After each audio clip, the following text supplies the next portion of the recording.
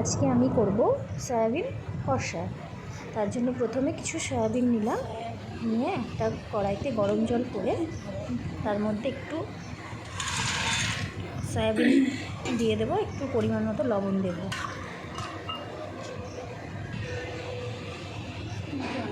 তারপরে যখন লবণটা দেওয়া হয়ে যাবে কিছুক্ষণ সেদ্ধ করে নেব।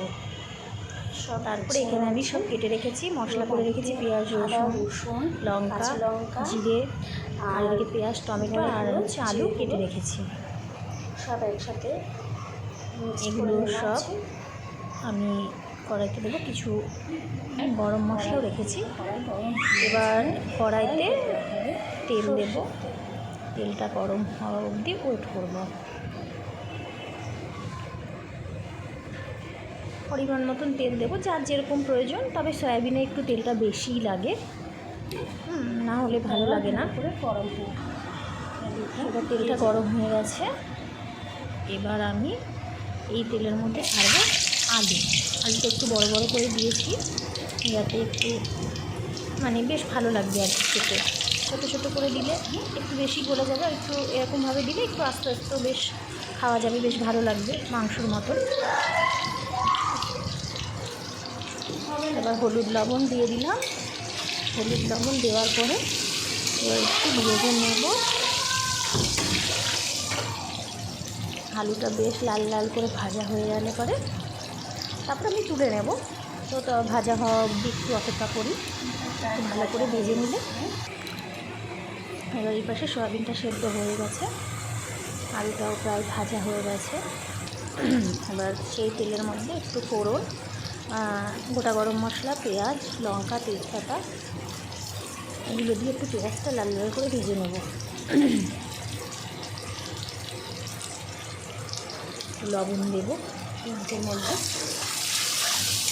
একটু কষিয়ে নেব। পেঁয়াজটা ভাজা হওয়া অবধি একটু অপেক্ষা করব।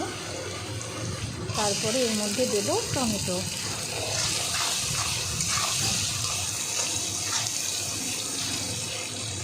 টমেটোটা ভাজা হলে এবার পেঁয়াজটা ভাজা হয়ে গেছে, একটু লাল লাল করে একটু হালকা চিনি দেবো কালার আসার জন্য।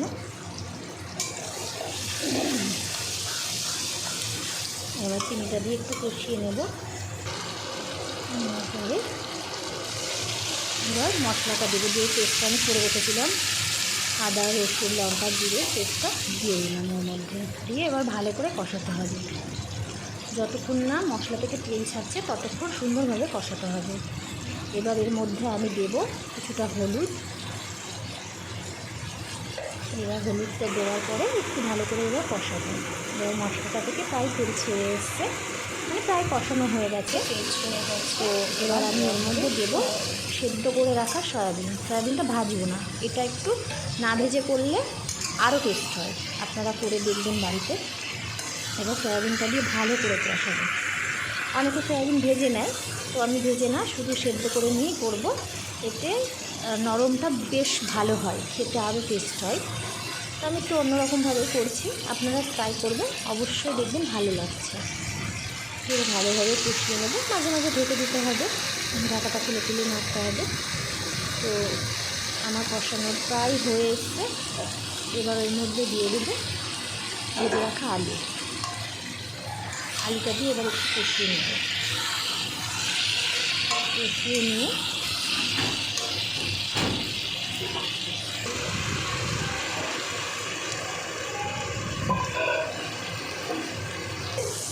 ভালো করে কষানো হয়ে গেছে।